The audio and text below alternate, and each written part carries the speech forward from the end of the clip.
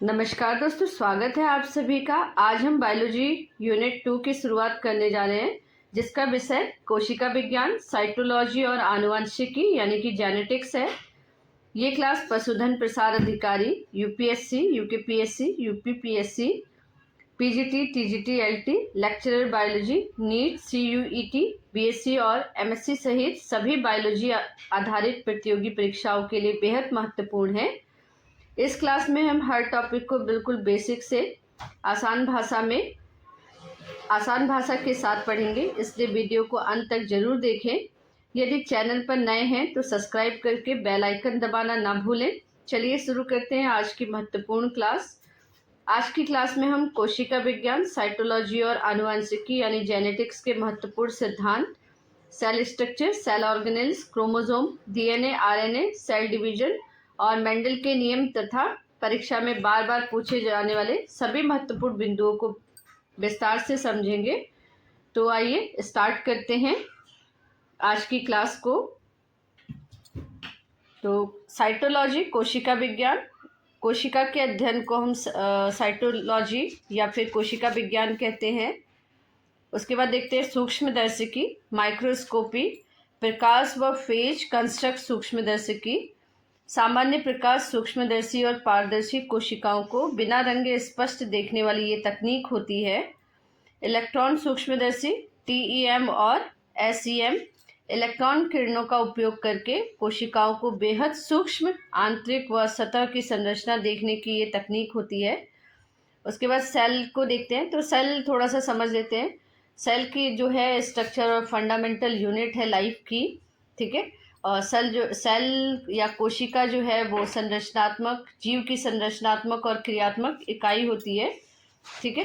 तो सेल जो है वो सबसे आउटर मोस्ट लेयर जो होती है सेल की, सबसे बाहरी संरचना जो होती है सेल की, उसको प्लाज्मा मेम्ब्रेन कहते हैं। तो चलिए देखते हैं सेल की प्लाज्मा मेम्ब्रेन, प्लाज्मा झिल्ली। तो कोशिका की बाहरी सुरक्षात्मक परत, इसकी संरचना को समझने के लिए फ्लूइड मोज़ेक मॉडल का उपयोग होता है। कोशिका द्रव्य और कोशिका कंकाल, कोशिका के भीतर मौजूद तरल और सूक्ष्म नलिकाएं, तंतु जो कोशिका के आकार को मजबूती प्रदान करती है, ठीक है। उसको हम क्या कहते हैं? साइटोस्केलेटन और साइटोप्लाज्म। तो प्लाज्मा झिल्ली को समझने के लिए हम फ्लूइड मोज़ेक मॉडल को सबसे पहले देखते हैं, और सबसे ज़्यादा जो है लोकप्रिय और सर्व सामान्य मॉडल भी है ये। इस मॉडल को 1972 में एस.जे. सिंगर और जी.एन. निकोलसन ने दिया था, ठीक है। फ्लूइड मोज़ेक नाम का अर्थ होता है तरल, यानी कि फ्लूइड। झिल्ली का लिपिड स्तर तरल की तरह व्यवहार करता है। इसमें मौजूद अणु, विशेषकर प्रोटीन, दाएं बाएं घूम सकते हैं। मोज़ेक का मतलब होता है जैसे किसी फर्श पर रंग बिरंगे पत्थरों का मोज़ेक पैटर्न होता है, ठीक उसी तरीके से लिपिड की तरल परत के बीच प्रोटीन के अणु क्या होते हैं? धसे हुए होते हैं। जैसा कि यहाँ पे देखिए, डायग्राम में देखिए, ये लिपिड की परत है, देखिए, और इसमें ये प्रोटीन धसे हुए हैं, ठीक है, ग्लाइकोप्रोटीन।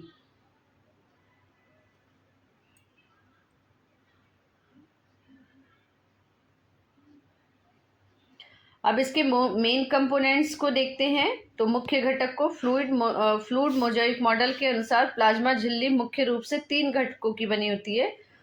लिपिड द्विपरत, लिपिड बाइलेयर। तो झिल्ली की मुख्य संरचना फॉस्फोलिपिड की 2 परतों से बनी होती है।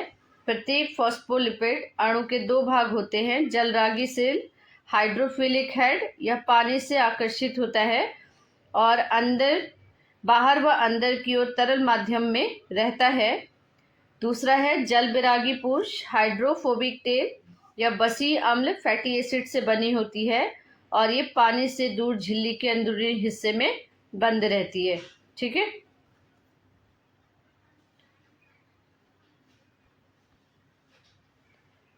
ठीक है, तो ये लिपिड की द्विपरत है, ये हाइड्रोफोबिक पूछ है और ये हाइड्रोफिलिक सिर है, ठीक है। देखिए आराम से, इसमें डायग्राम में दिखाया गया है। उसके बाद देखिए प्रोटीन। तो स्थिति के आधार पर झिल्ली में प्रोटीन दो प्रकार की होती है, परिधीय या बाह्य प्रोटीन। ठीक है, ये झिल्ली की बाहरी या आंतरिक सतह पर हल्के से जुड़े हुए होते हैं।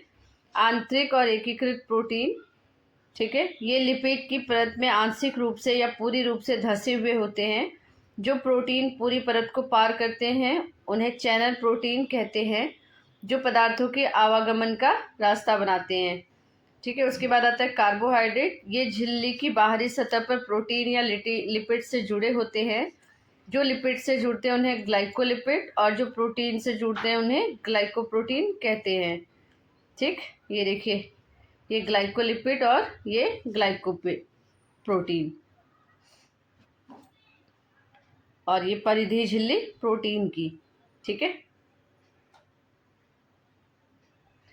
अब इसका मुख्य कार्य जो है सेल को रिकॉग्नाइजेशन करना होता है। ठीक है, सेल कोशिकाओं की पहचान या फिर रिकॉग्नाइजेशन। फ्लूइड मोज़ेक के मुख्य कार्य हैं सिलेक्टिव परमिएबल, यानी कि चयनात्मक पारगम्यता। यह केवल कुछ चुनिंदा पदार्थ, जल, ऑक्सीजन, पोषक तत्व को कोशिका के अंदर और बाहर जाने देता है।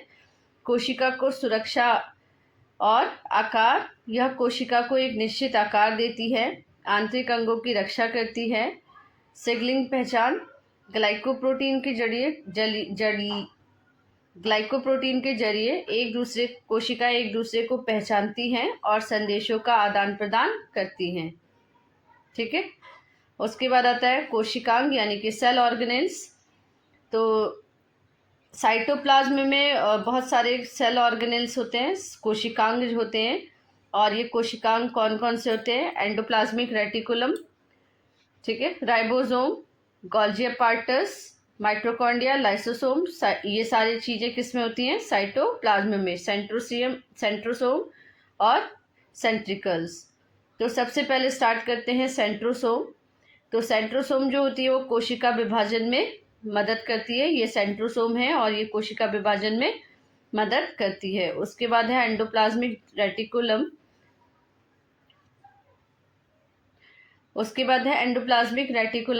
तो एंडोप्लाज्मिक रेटिकुलम दो तरीके की होती है, स्मूथ एंडोप्लाज्मिक रेटिकुलम और rough endoplasmic reticulum. Rough endoplasmic reticulum जो है वो कंटेन करती है राइबोसोम को, ठीक है, और राइबोसोम को हम प्रोटीन की फैक्ट्री भी कहते हैं। ठीक,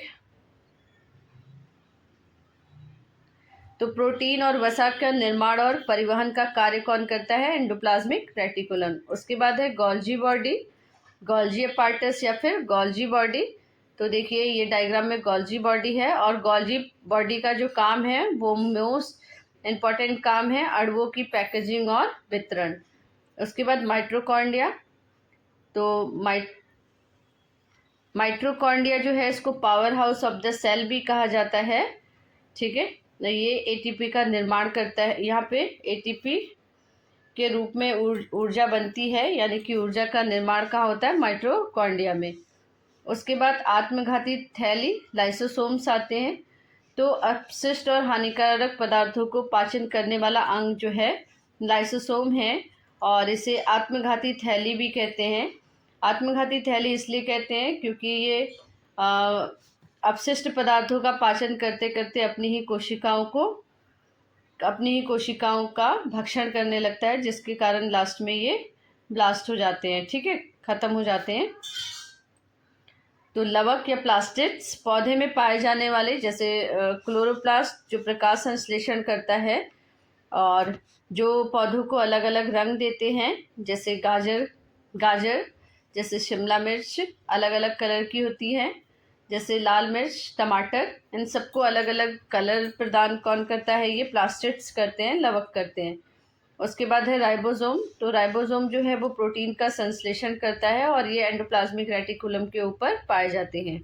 ठीक है, ये देखिए दाने जैसी संरचना, ये एंडोप्लाज्मिक रेटिकुलम है, इसके ऊपर ऐसे दाने जैसी संरचना होती है। ठीक है, ये क्या है आपके? राइबोसोम। राइबोसोम प्रोटीन का संश्लेषण करते हैं। केंद्रक या केंद्रिका, न्यूक्लियस या न्यूक्लियोलस कोशिका के नियंत्रण, और जिसमें आनुवंशिक सामग्री डीएनए होती है। ठीक है। न्यूक्लियस जो है वो डीएनए को कंटेन करता है और डीएनए न्यूक्लियस के अंदर पाया जाता है। ठीक है। और केंद्रक जो है वो पूरी कोशिका को क्या करता है, नियंत्रित करता है। यहाँ पे कंट्रोल का काम कौन करता है, कंट्रोल एंड कोऑर्डिनेशन केंद्रक करता है। उसके बाद आता है क्रोमोसोम्स, गुणसूत्र। सुकेंद्रक की यूकैरियोटिक गुणसूत्र डीएनए और हिस्टोन प्रोटीन से बनी संरचना जो आनुवंशिक कोड में भाग लेती है। विशेष गुणसूत्र पॉलीटीन कीटों की लार ग्रंथियों में बड़े आकार के और लैम्प ब्रंस गुणसूत्र पाए जाते हैं। उसके बाद आता है कोशिका विभाजन।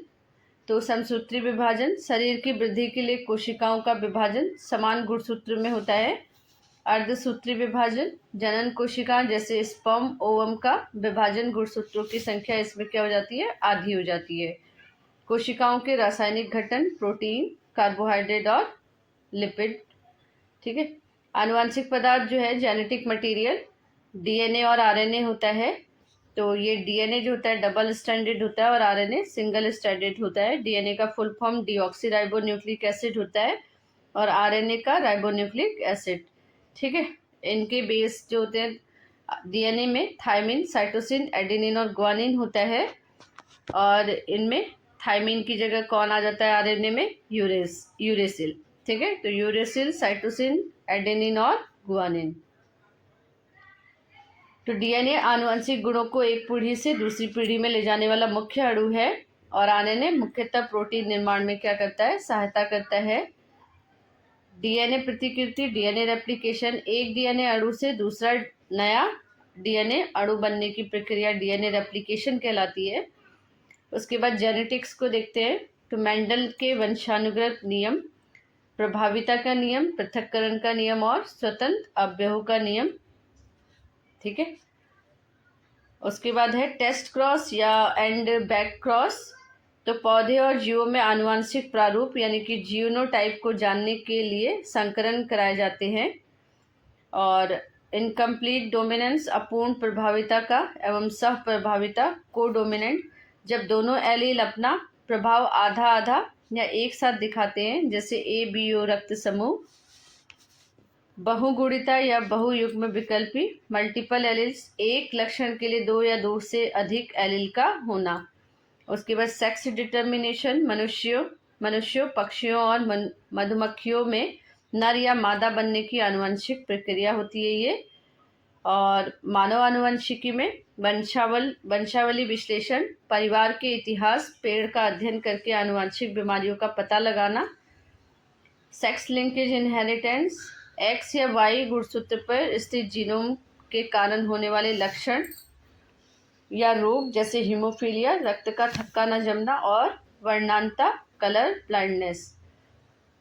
क्रोमोसोमल डिसऑर्डर जो होता है डाउन सिंड्रोम, 21वें गुणसूत्र की त्रिगुणिता, ट्राइसोमी और टर्नर सिंड्रोम में महिलाओं में एक एक्स गुणसूत्र की कमी, 45 XO।